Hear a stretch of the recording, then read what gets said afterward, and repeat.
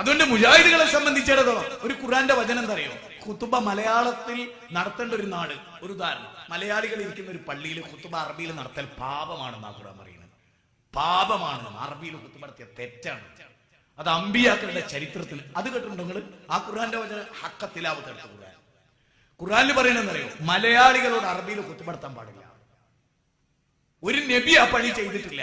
അള്ളാഹ് പറയുന്നു ഖുർആനിൽ. അപ്പൊ നിങ്ങൾ പറയും മൗലവി നിങ്ങൾ പറഞ്ഞാ പോരാ, ആയത്ത് വരണം. ഇതാ കേട്ടോ കേട്ടോ, 14-ാം അധ്യായം ഏതാ? സൂറത്ത് ഇബ്രാഹിം 4-ാമത്തെ വചനം. 4-ാമത്തെ വചനം. ഇല്ലാത്ത പറഞ്ഞ് ഞാൻ ഇവിടുന്ന് പോകില്ല. ഇല്ലാത്ത പറഞ്ഞ നിങ്ങൾ എന്നിട്ട് വിടുകയും ചെയ്യരുത്. ഖുർആനിലെ 14-ാം അധ്യായം 4-ാമത്തെ വചനം. അല്ല അള്ളാഹ് പറയണെന്നറിയോ? وما أرسلنا من رسول إلا بلسان قومه ليبين لهم فيضل الله من يشاء ويهدي من يشاء. അല്ല എന്താ പറയാ? വമാ അർസൽനാ മിർ റസൂലിൻ, ഒരു നബിയെയും നാം അയച്ചിട്ടില്ല. ആ നബി പ്രവർത്തിക്കുന്ന നാട്ടിലെ ജനങ്ങളുടെ ഭാഷ സംസാരിക്കുന്ന ആളായിക്കൊണ്ടല്ലാതെ. ഇപ്പൊ നമ്മളോട് ചോദിക്കുക, ഞങ്ങളെന്താ മലയാളത്തിൽ നബി അറബിയിൽ കുത്തുപടത്തിയുണ്ട്, ഞങ്ങൾ മലയാളത്തിൽ കുത്തുപടത്തത്? ആഹാ, തരക്കേടില്ല. ഇത് നബി അറബിയിൽ കുത്തുബ നടത്തിയെന്ന് ഞങ്ങൾക്ക് ബോധ്യപ്പെട്ടുകൊണ്ടാണ് ഞങ്ങൾ മലയാളത്തിൽ കുത്തുബ നടത്തുന്നത്.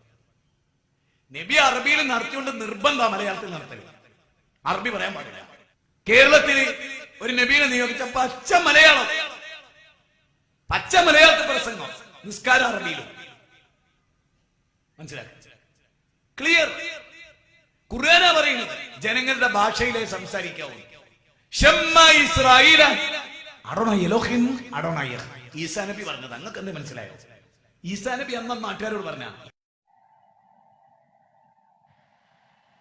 ഇന്നൽ ഹംദലില്ലാഹ് നഹ്മദുഹു വനസ്തഈനുഹു വനസ്തഗ്ഫിറുഹു വനഊദു ബില്ലാഹി മിൻ ശുറൂരി അൻഫുസിനാ വസയ്യിആതി അഅമാലിനാ മൻ യഹ്ദിഹി.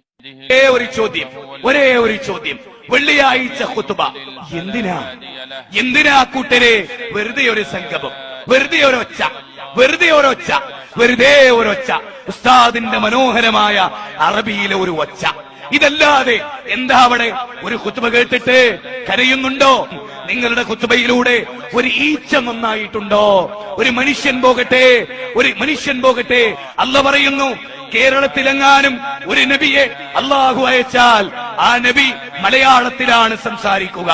അറബിയിലെ കുത്തുബ കേട്ടു, ഒന്നും തിരിഞ്ഞില്ല. ചിരിച്ച് കളിച്ച് സന്തോഷിച്ച് കൈയൊക്കെ പിടിച്ച് പള്ളി നിറങ്ങി എങ്ങനെ വരികയാണ്? ദുഃഖമില്ല, ആകുലതകളില്ല. ഇന്നത്തെ കുത്തുബ എന്നെ സ്വാധീനിച്ചു എന്ന് പറയാൻ നിങ്ങൾക്ക് അവസരം നിഷേധിച്ച നിങ്ങളെ വഞ്ചിച്ച നിങ്ങളുടെ പണ്ഡിതന്മാരെ നിങ്ങളെ തിരിച്ചറിയണം. സ്നേഹം കൊണ്ടാണ് ഈ പറയുന്നത്, ആഖിറത്തെ ഓർത്തുകൊണ്ടാണ് ഈ പറയുന്നത്. നിങ്ങൾ തിരിച്ചറിയണം. ഒരു ഖുതുബ കേട്ടിട്ട് ഒരു സ്വാധീനവും ഇല്ലെങ്കിൽ എന്തിനാ ഖുതുബ? നബി അറബിയിൽ നടത്തിയോണ്ട് നിർബന്ധ മലയാളത്തിൽ നടത്തരുത്, അറബി പറയാൻ പാടില്ല. അതെന്താ? ഓഡിയൻസ് 100 ആളുണ്ട്, 100 ഓഡിയൻസ് ഉണ്ട്, 99 ആൾക്ക് അറബി അറിയാം. അവിടെ അറബി പറയാം. അപ്പൊ ജുമ തുടങ്ങണതിന്റെ മുമ്പ് ഒരു തെരഞ്ഞെടുപ്പ്. നമ്മളെ പള്ളിയിലൊക്കെ ഈ ബക്കറ്റ് പോകുമല്ലോ പിരിവിന്. വഹാബി പള്ളിയിൽ ഒരു ബാലറ്റ് പെട്ടി പോകുക. എന്നിട്ട് ബംഗാളികൾ എത്ര, അതുപോലെ ഉറുദു ആൾ എത്ര, ആസാമി ആൾ എത്ര, ഇങ്ങനെ നോക്കിയിട്ട് എന്ത് ചെയ്യാണ്? ഒരു ഇലക്ഷൻ നടത്തുക. എന്നിട്ട് ഖത്തീബ് മെമ്പർ കയറുന്നതിന്റെ മുമ്പ് ഈ ലിസ്റ്റൊക്കെ ഒന്ന് എടുത്തു നോക്കിയിട്ട് 99 മലയാളികളാണെങ്കിൽ അന്ന് മലയാളം, അല്ല 99 ബംഗാളികളാണെങ്കിൽ അന്ന് ബംഗാളിയില്. ഓഡിയൻസ് ആരാ? അതാണ് പ്രശ്നം. ഓഡിയൻസ് അപ്പോ അറിയുന്ന 100 ആള്, ഇംഗ്ലീഷ് അറിയുന്ന 100 ആള് ഇംഗ്ലീഷിൽ നടത്തിയാൽ മതി. അപ്പൊ ചെങ്ങായി പകുതി ബംഗാളികളും പകുതി മലയാളികളും ആണെങ്കിൽ ഈ ഖതീബ് എന്തിത്ത കാട്ടുക? ഇതൊക്കെ കേൾക്കുമ്പോ ഒരു ശരാശരി തലച്ചോറ്റിൽ വല്ല ഓളം ഉണ്ടെങ്കിൽ ഈ കേൾക്കണ മൊയന്താൾ ഇതൊന്നും ആലോചിക്കണ്ടേ? അപ്പൊ ഒരു പള്ളിക്ക പകുതി ബംഗാളിയും പകുതി മലയാളിയായ എന്താ കാട്ടുക എന്നുള്ളത്? അല്ലെങ്കിൽ ഇപ്പൊ നിങ്ങൾ ഹറമുക്കൊന്ന് പോയോക്കാണീ, അവിടെ എന്താ കഥ? ഏതൊക്കെ ഭാഷ ദേശക്കാരാണ്? അപ്പൊ അവിടുത്തെ ഖതീബ് എന്താ കാട്ടേണ്ടത്? മുസ്ലിമീങ്ങളെ, ഈ ഉമ്മത്തിനൊരു ഭാഷയുണ്ട്, അത് അറബിയാണ്.